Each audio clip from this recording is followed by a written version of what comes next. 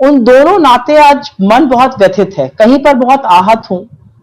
आज सवेरे जब उठे तो पता चला कि पत्रकार विक्रम जोशी जो गाजियाबाद से थे, उन्होंने दम तोड़ दिया। मैं उनके स्वजनों को, उनके परिवार को, उनके मित्रों को अपनी सहानुभूति व्यक्त करती हूँ, अपनी संवेदनाएं व्यक्त करती हूँ और उनकी आत्मा की शांति के लिए ईश्वर से प्रार्थना करती हूँ।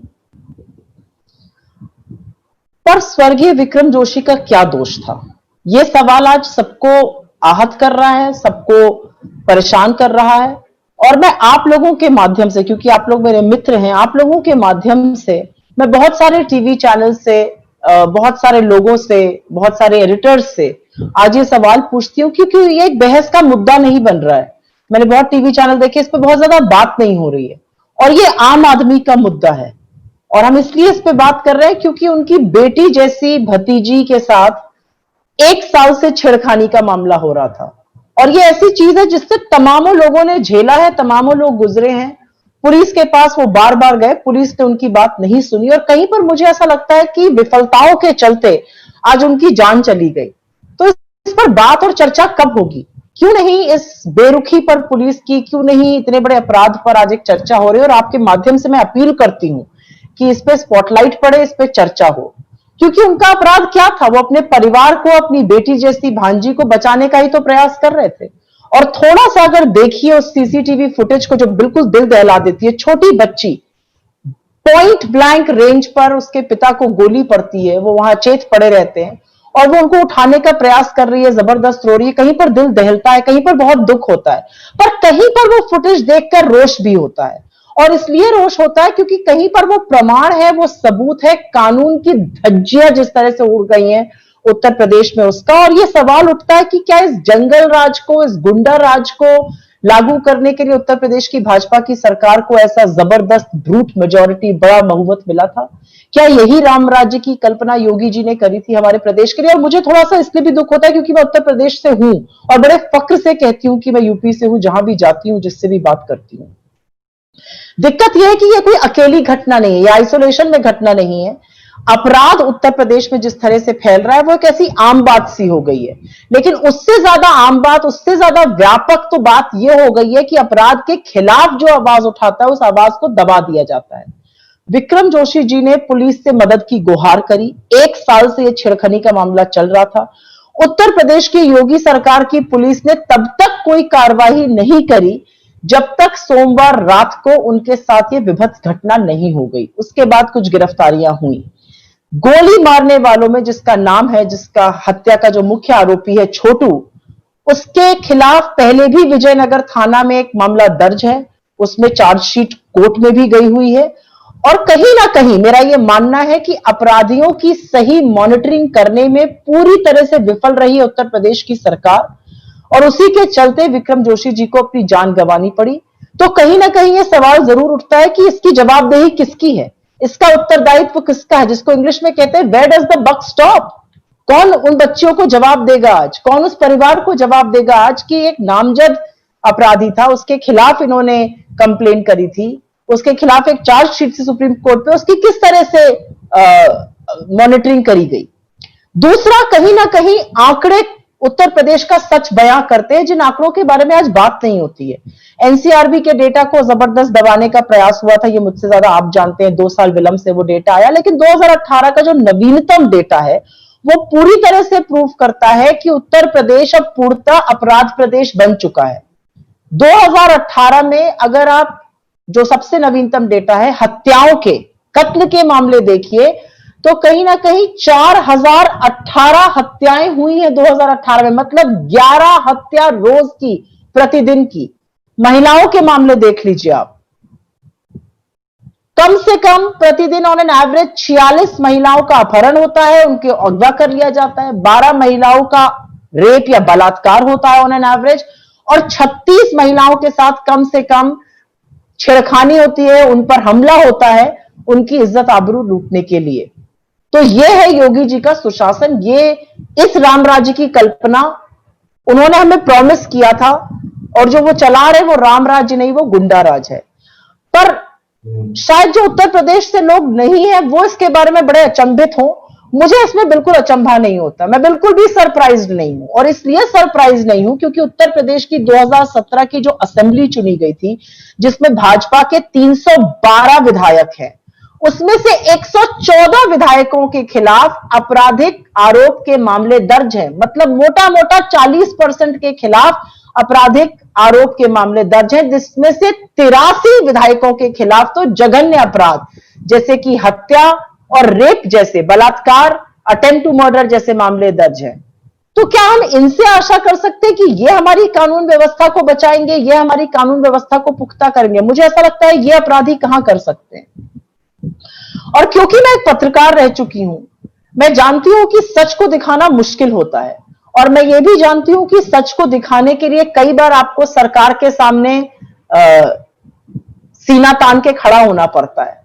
पर पत्रकारों का और पत्रकारिता का जिस तरह से दम घोटा जा रहा है उत्तर प्रदेश की योगी आदित्यनाथ सरकार में, तो एक बात साफ है, इनकी मंशा है सच दिखाने वालों को जेल में डाल दो, फिर सच दिखाएगा कौन।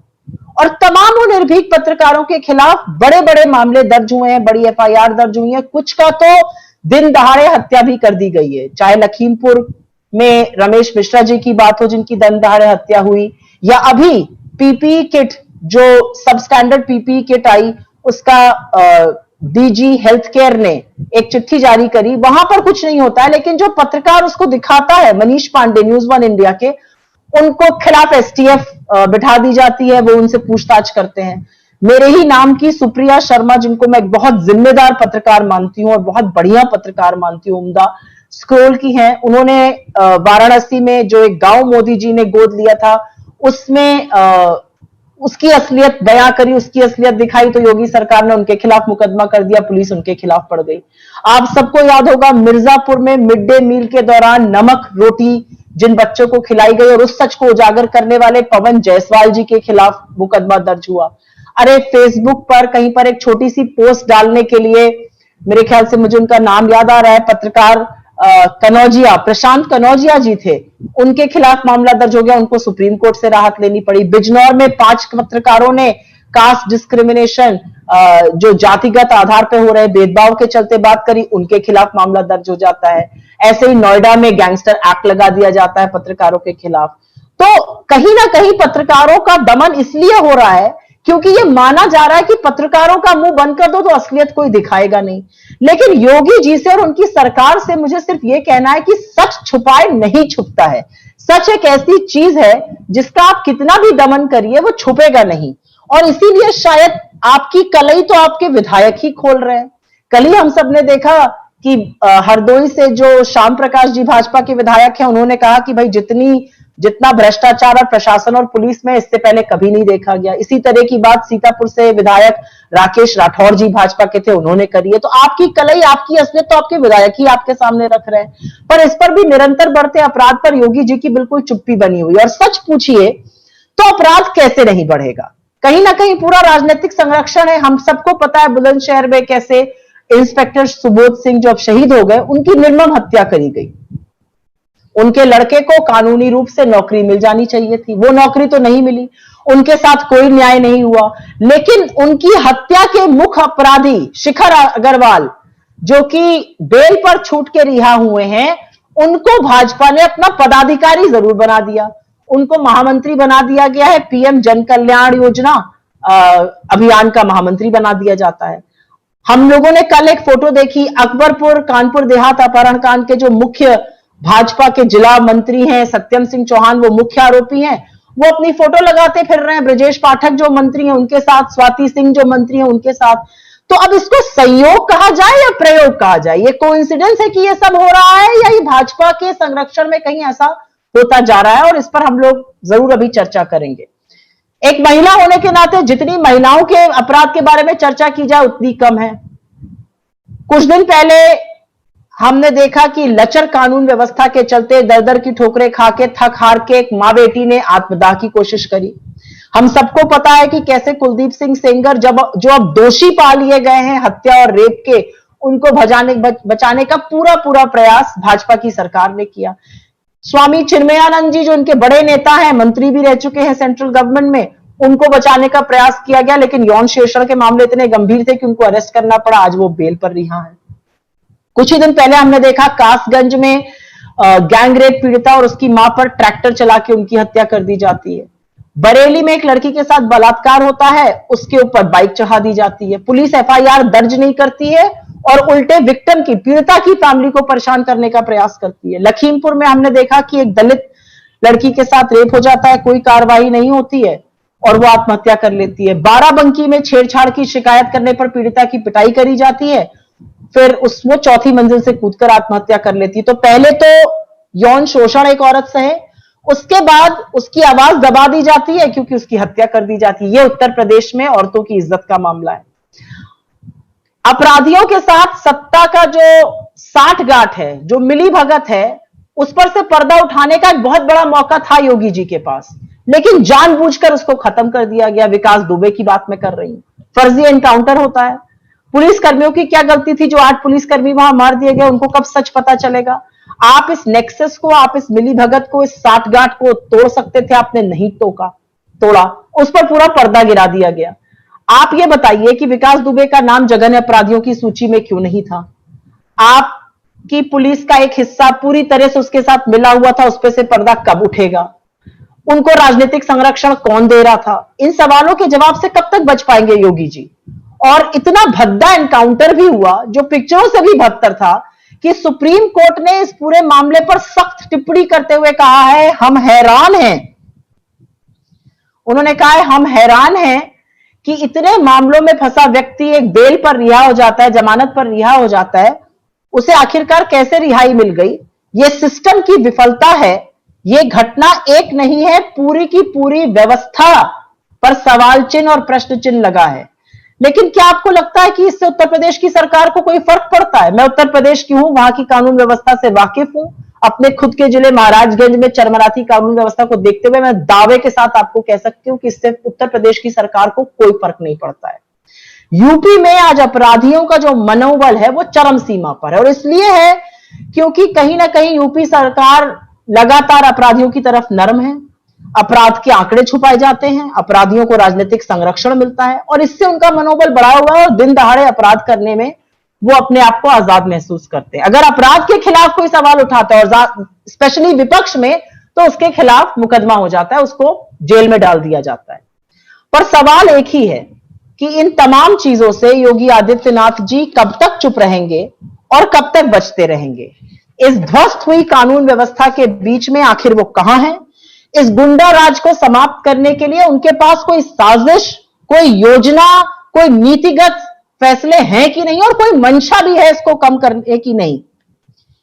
उनसे यह भी आज आगाह करना, उनको बताना है कि जिस तरह की मेजॉरिटी उन्हें मिली थी, वो उत्तर प्रदेश की जनता ने, जहां पर 1/6 हिस्सा पूरे देश का रहता है, उन्होंने उनको मनमानी करने के लिए, अपने उत्पीड़न के लिए ये जनमत नहीं दिया था।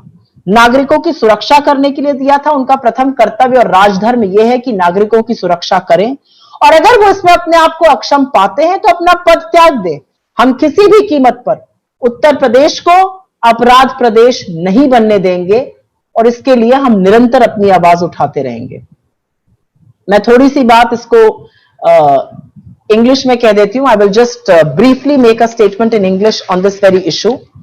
I am from UP and I have been a journalist till not so long back, and which is why when I learned today that a fellow journalist Vikram Joshi passed away, I was deeply disturbed. I express my condolences and sympathies to his family, friends and well-wishers, and I pray that his soul rests in peace.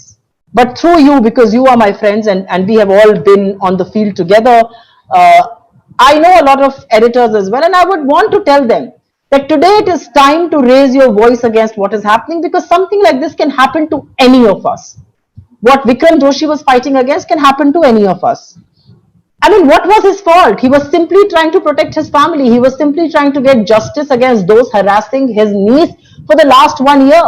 And I shudder to think what his minor daughters must be going through. The CCTV footage is not just very, very disturbing, but you see his helpless daughters trying to wake him up. It raises many questions. Complete collapse of law and order. it pains me to see his daughters, but it also enrages me to see what is happening with law and order in Uttar Pradesh. It is almost a jungle Raj, it is a Gunda Raj. This is not the Ram Raj that Yogi Adityanath had promised.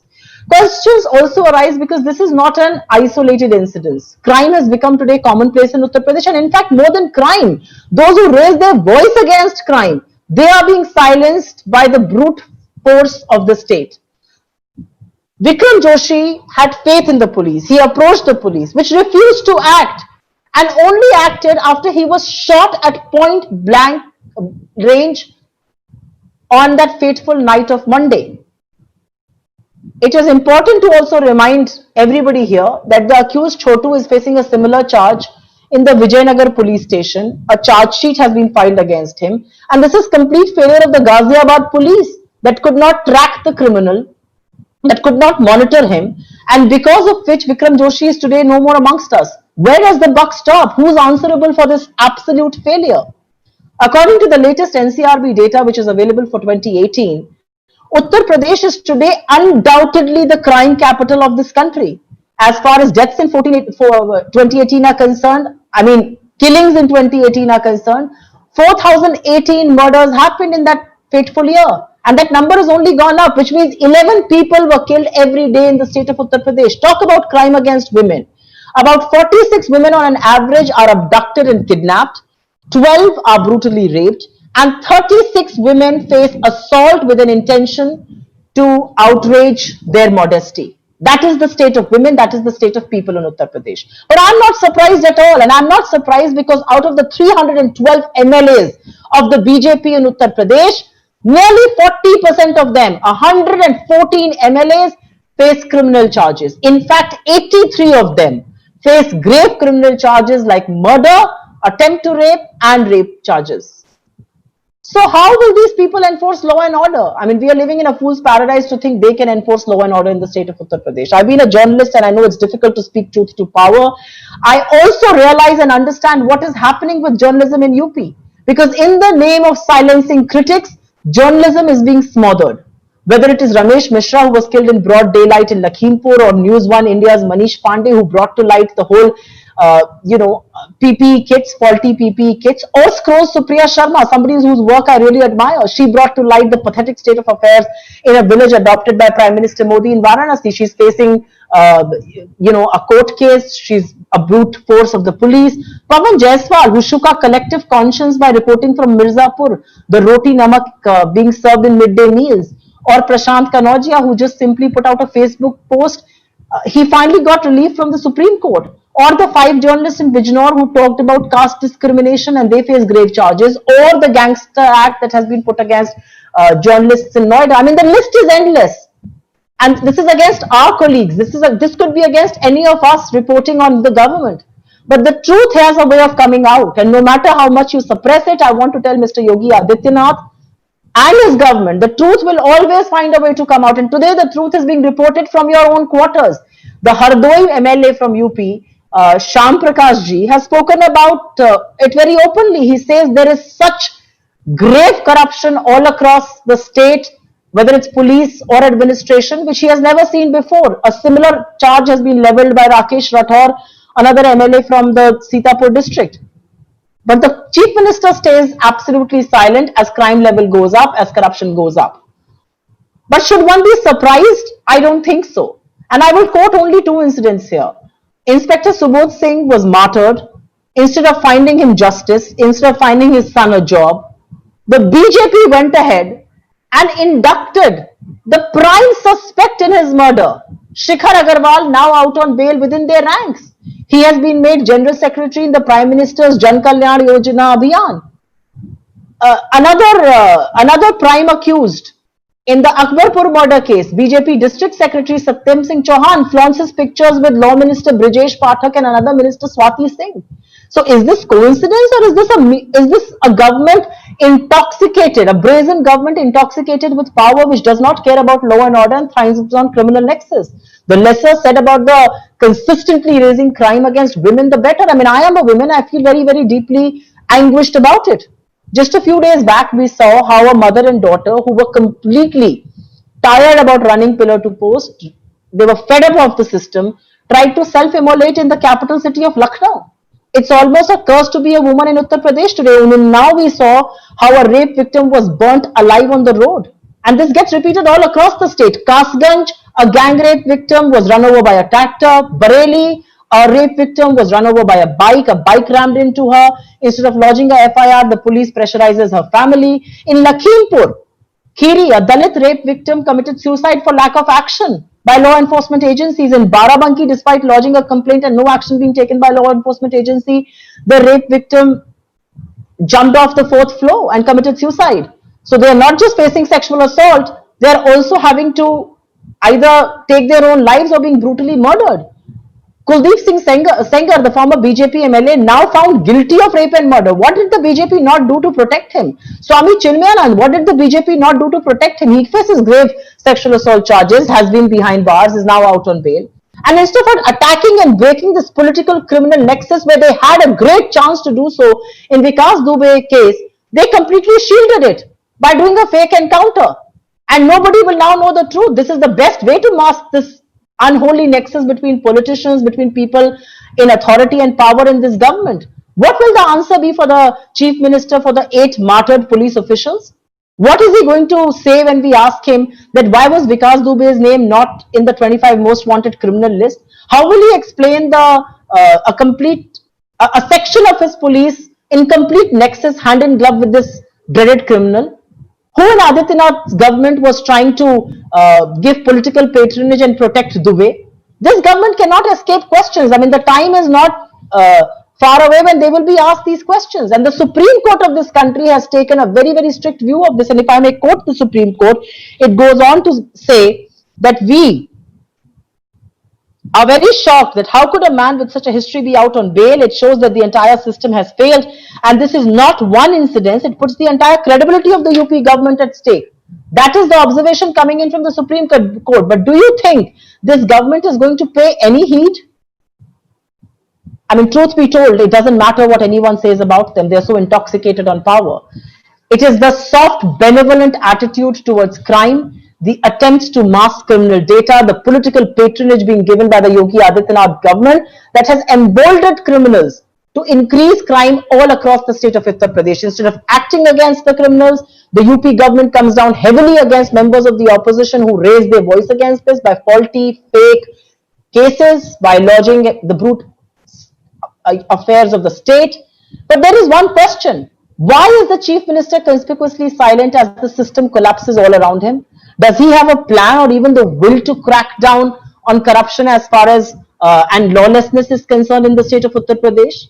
Uttar Pradesh houses 1/6 of India's population. And did the state elect you to preside over the collapse of law and order, or did the state elect you to keep its citizens safe? It is your Rajdham. It should be your first priority to ensure the safety of the citizens of the state. And if you can't do that, please walk away. Please resign. And ensure the safety of the citizens if you are in the state of power, because we will not stay mute spectators as the state goes into shambles, as Uttar Pradesh turns into Aparadh Pradesh. I'm happy to take questions. आपके सवालों का स्वागत है। मेरा सवाल ये है कि योगी आदित्यनाथ खुद तो नहीं बोले हैं, लेकिन उनके मंत्री सिद्धार्थनाथ सिंह ने इस मुद्दे पर बात की है और कह रहे हैं कि सरकार पूरी ईमानदारी और निष्ठा से काम कर रही है। और प्रियंका गांधी ने जो ट्वीट किया था उसको लेकर उन्होंने कहा है कि वो राजनीतिक ट्विटर की महारानी हो गई आजकल। मैं सिर्फ इस पर यह कहूंगी, सूबे के मुखिया हैं योगी आदित्यनाथ, और क्या वो इन मामलों से बच पाएंगे? क्या वो इन चीजों का उत्तर नहीं देंगे? क्या वो मूक दर्शक बनकर उत्तर प्रदेश की लचर कानून व्यवस्था और जिस तरह से पुलिस की ब्रूटैलिटी हो रही है उस पर अपने मुंह पर पट्टी बांधे रहेंगे? और अगर ऐसा है तो जाइए, काम मत करिए, उत्तर प्रदेश के चीफ मिनिस्टर मत रहिए। आप उत्तर प्रदेश के मुख्यमंत्री हैं, अपने लग्गू बग्गू मिनिस्टरों से बुलवा रहे हैं, आप बोलिए ना क्राइम पर। आज उत्तर प्रदेश अपराध की कैपिटल बन गया है देश की, उस पर आपको कुछ नहीं बोलना है। आप अनर्थक बात करते हैं, भ्रमित वाली बातें करते हैं। और जहां तक सिद्धार्थनाथ सिंह की टिप्पणी है, मैं उनको इतना सीरियसली लेती भी नहीं हूं। और ट्विटर की वो बात करते हैं, ट्विटर के सम्राट तो भाई नरेंद्र मोदी जी हैं। ट्विटर का सम्राट तो वो हैं, उन्होंने तो पूरी सरकार ही ट्विटर से चलाने का ऐलान कर दिया था। तो हमें ट्विटर पे ज्ञान मत दीजिए, अपनी सरकार ठीक से चलाइए, लचर कानून व्यवस्था को ठीक करिए।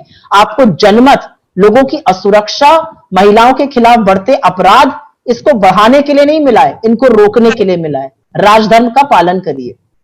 चाहे उत्तर प्रदेश हो, चाहे वो पूर्व में महाराष्ट्र हो या अन्य भारतीय जनता पार्टी द्वारा शासित राज्य हो, अभी जब से ये सरकार बनी आपने देखा होगा कि सारे मुख्यमंत्री लगभग सभी आरएसएस पृष्ठभूमि से आते हैं।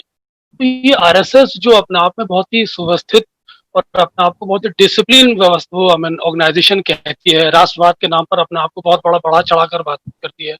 आपको लगता है कि क्या ये आरएसएस की संस्कृति है कि जिसमें जिस पृष्ठभूमि में ये अपराधी और अपराध फलता फूलता है, और राष्ट्रवाद की बात है, आपने चीन का मुद्दा देख लिया, तो मेरा सीधा सवाल है कि क्या ये उस पृष्ठभूमि की वजह से हो रहा है सब देश के अंदर जिसकी बड़ी बड़ी बातें की जाती हैं? ऐसा है कि भाजपा ये भूल गई है कि जब देश की आजादी की लड़ाई लड़ी जा रही थी तो ये किस खेमे में कर रहे थे, ये पूरे देश को पता है। आरएसएस उस समय किसका साथ दे रहा था, ये पूरे देश को पता है। अब आप फर्जी राष्ट्रवाद के सर्टिफिकेट बांटने के लिए निकल आए हैं, वो काम बंद कर दीजिए। आपको जिन सरकारों में चुना गया है, चाहे राज्य में हो चाहे केंद्र में हो, आपको कानून व्यवस्था के लिए, आपको आर्थिक नीतियों के लिए, आपको विदेश नीतियों के लिए, आपको हमारे बॉर्डर सुरक्षित रखने के लिए चुना गया है, और आप लगातार आप इन सब जगहों पर विफल हो रहे हैं। तो फर्जी सीना ठोककर फर्जी 56 इंच की छाती बताना बंद कर दीजिए। आपको जिन चीजों के लिए चुना गया है उन कर्तव्यों का पालन करिए। पहली बात तो मुझे यह कहनी है। दूसरी बात आपने कही आरएसएस की, तो मैं छोटी सी एक टिप्पणी करना चाहती हूं। जिस संस्था में औरतों के लिए जगह ही नहीं है, वहां से ट्रेंड लोग औरतों के लिए और उनके खिलाफ बढ़ते अपराध के लिए कितने जागरूक होंगे, ये मुझसे बेहतर आप जवाब दे सकते हैं। थोड़ा लंबा हो जाए तो क्षमा कीजिएगा कि इस नहीं, बारे बिल्कुल में बोलिए। पत्रकारों की हत्या के बारे में डॉक्टर राम मनोहर लोहिया का एक प्रसिद्ध कोट है कि अगर किसी राज्य में किसी लेजिटिमेट पत्रकार की हत्या की जाती है तो उस मुख्यमंत्री के खिलाफ उन्हीं धाराओं में जो मामला दर्ज किया जाना चाहिए जिन धाराओं में किसी संस्था के मुख्य गार्ड माने केयर टेकर की हत्या का मामला दर्ज किया जाता है। ये उनका बहुत प्रसिद्ध कोट है। And you know that he was considered the champion of free press in India. Yes. This is my question. What action should be taken against the Chief Minister Yogi, who is allowing such kind of heinous crimes in his state?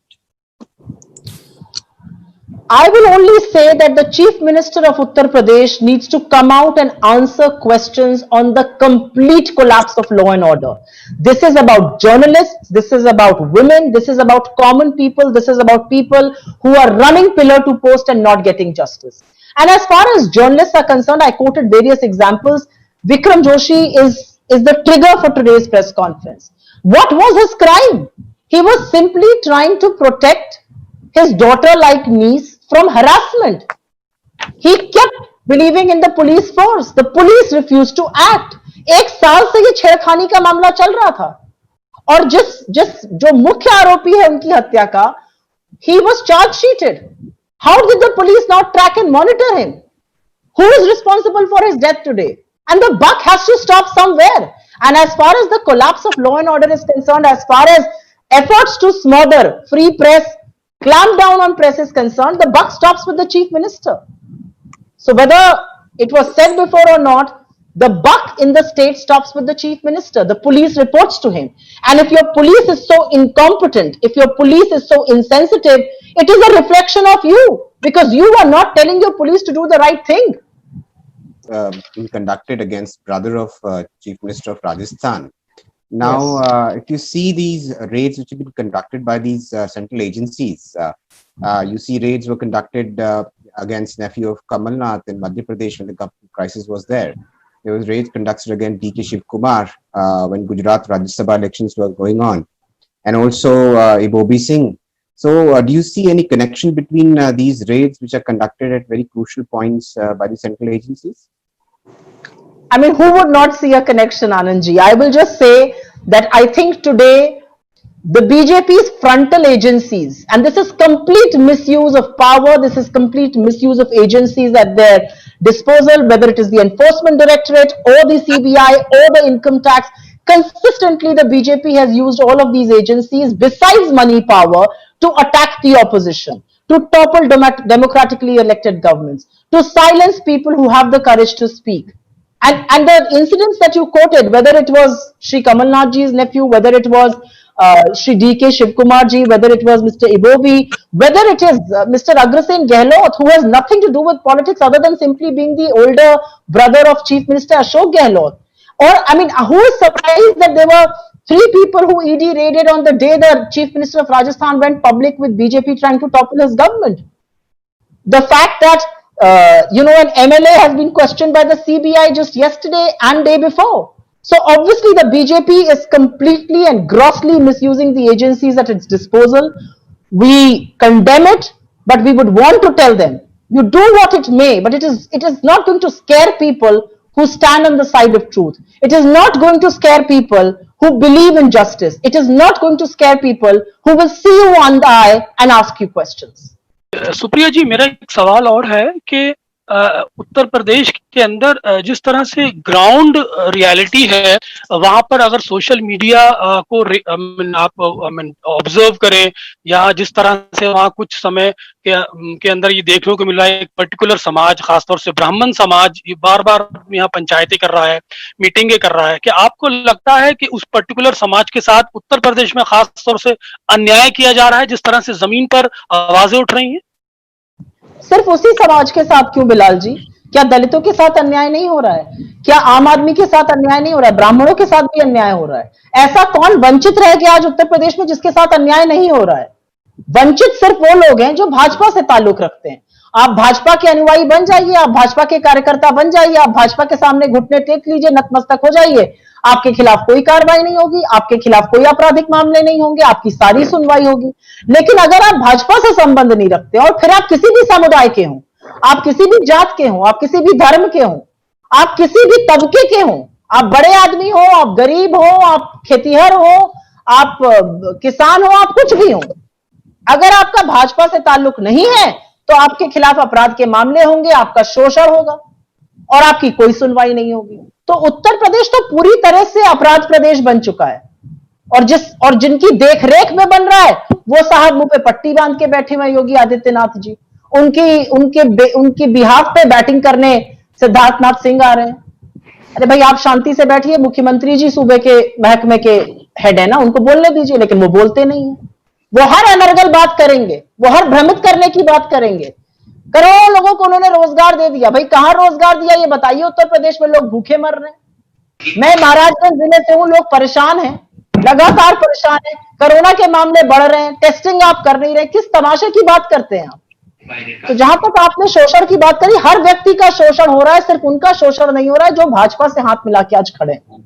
हाँ, आपने सो मोटो में एक बहुत ही important point की तरफ race किया था कि out of 300 something MLAs from the BJP, उसमें से 112 facing criminal charges, but you did not mention about the chief minister. Chief minister के खिलाफ 32 केसेस थे, उसमें से 8 murder cases, attempt to murder cases है।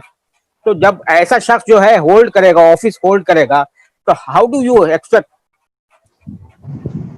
ये मेरा क्वेश्चन है कि जो है इस तरह का एक शख्स जो है लीड कर रहा है कोई गवर्नमेंट को, तो आप लॉ एंड ऑर्डर के बारे में क्या कहेंगे जो है इस वक्त जो सिचुएशन है?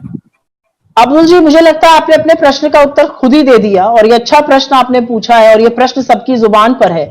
312 में से 112 लोगों पर नहीं, 114 लोगों पर अपराध के मुकदमे हैं, और 83 लोग जघन्य अपराध के आरोपी हैं, रेप और मर्डर और अटेम्प्ट टू मर्डर जैसी चीजों के। और जहां तक योगी आदित्यनाथ जी की बात है, मैं तो सिर्फ इतना कहूंगी कि जिस तरह से, जिस अभद्रता से और जिस ब्रेजननेस से उन्होंने अपने खिलाफ ही मुकदमे वापस ले लिए सूबे के महकमे के सूबेदार रहते हुए, इसके बारे में तो जितना कम कहा जाए उतना ज्यादा है। क्या कह सकते हैं इसके मामले में? उन्होंने तो अपने ही मुकदमे वापस ले लिए, अपनी ही देख रेख में अपने खिलाफ मुकदमे खत्म कर दिए।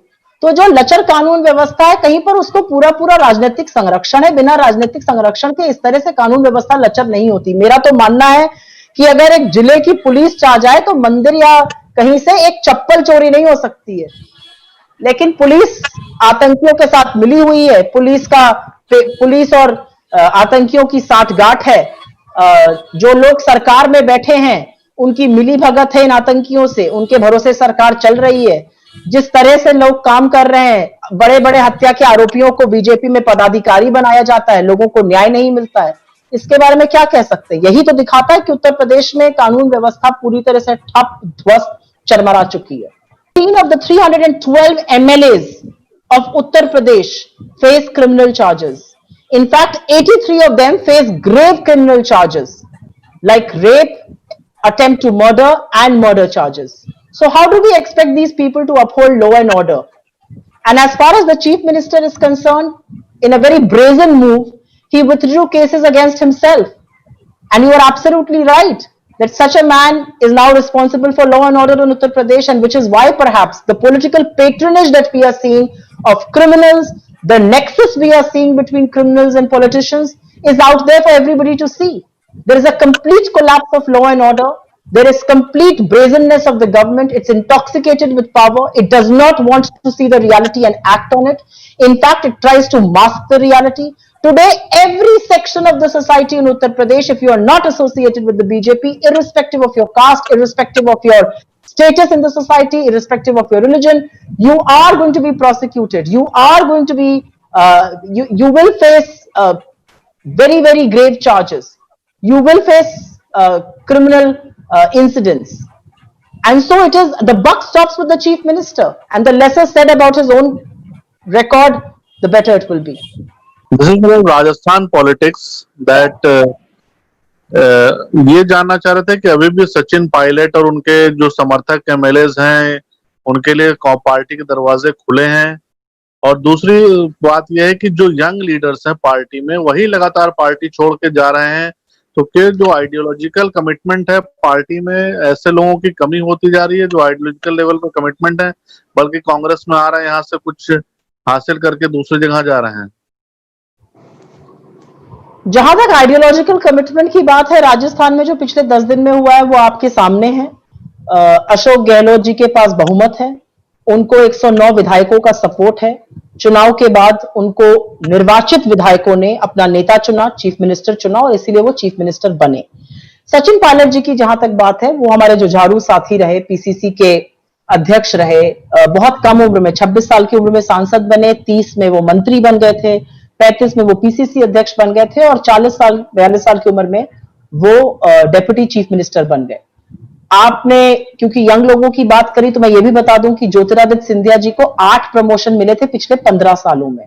इस तरह का जो राजनीतिक उत्थान है, इस तरह का जो जबरदस्त क्लाइम है, ये कम लोग देखते हैं राजनीतिक जीवन में, जैसा कि सचिन जी और ज्योतिरादित्य जी ने देखा।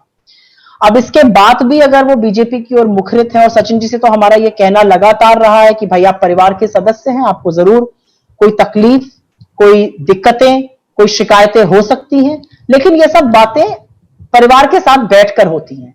आप जाकर हरियाणा, जहां पर बीजेपी का शासन है, उनकी पुलिस से घिर जाइए, उनकी मेजबानी स्वीकार कर लीजिए। दिल्ली में केंद्र सरकार शासित जो पुलिस है, उनकी मेजबानी, उनकी सुरक्षा में चले जाइए।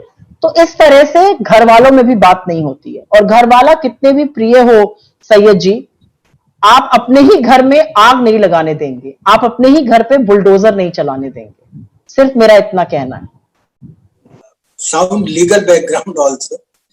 तो नॉट मेरा सवाल ये है कि सीपी जोशी जो विधानसभा अध्यक्ष हैं, वो सुप्रीम कोर्ट चले गए हैं सीएलपी दायर करके कि उनकी अथॉरिटी को अंडरमाइन किया गया है, और ये पूरा मामला जो है अब वो संवैधानिक संकट का बन गया है राजस्थान के अंदर, कि उनकी अथॉरिटी को अंडरमाइन करते हुए सीधे डायरेक्ट हाई कोर्ट ने सुनवाई कर दी उस पर, जो कि प्राथमिक जांच की कार्रवाई का उन्होंने एक नोटिस दिया था, और उन्होंने ये भी कहा कि संविधान पीठ का, सुप्रीम कोर्ट की संविधान पीठ का ये फैसला आ चुका है 1992 में कि विधानसभा या लोकसभा अध्यक्ष, जहां तक दल बदल का मामला है, उसके मामले में तब तक कोई भी कोर्ट हस्तक्षेप नहीं कर सकता जब तक कि वो अंतिम निर्णय ना दे। राकेश सवाल। कपूर जी, मुझे तो लगता है कि मुझसे ज्यादा लीगल बैकग्राउंड तो आपका है, आपने जो सवाल पूछा है, लेकिन मैं सिर्फ इतना कहूंगी क्योंकि ये मामला कोर्ट के अंतर्गत है और राजस्थान हाईकोर्ट ने भी इस पर अपना फैसला रिजर्व किया है। मुझे लगता है कि कांग्रेस पार्टी की प्रवक्ता होने के नाते मेरा इस पर बहुत विशेषकर टिप्पणी करना सही नहीं रहेगा, लेकिन जो बातें आपने कही वो बिल्कुल अपनी जगह सही है कि स्पीकर ने अभी सिर्फ शो कॉज नोटिस इशू किया था, कोई एक्शन नहीं लिया था, वो वेल विद इन अपने राइट थे और उसके खिलाफ कोर्ट जरूर, उनके अगर कोई एक्शन होता तो कोर्ट जरूर कोई निर्णय या कोई काम कर सकता था। शो कॉज नोटिस पर ही कोई निर्णय लेना शायद उनके मताधिकार, उनके अधिकार क्षेत्र में हस्तक्षेप है, जो एक स्पीकर को लगता है। उसी की हैसियत से अगर वो गए हैं तो वो सुप्रीम कोर्ट गए होंगे, पर मुझे ऐसा लगता है क्योंकि मामला कोर्ट के अंतर्गत है, इस पर मैं बहुत ज्यादा टिप्पणी ना करूं और वो सही नहीं रहेगा, वो अप्रोप्रिएट नहीं रहेगा। Thank you Rakesh ji. हमारे सवाल खत्म हुए। आपने बहुत विस्तार से बताया कि कैसे उत्तर प्रदेश आज अपराध प्रदेश बन गया है। आपने सूबे के मुख्यमंत्री को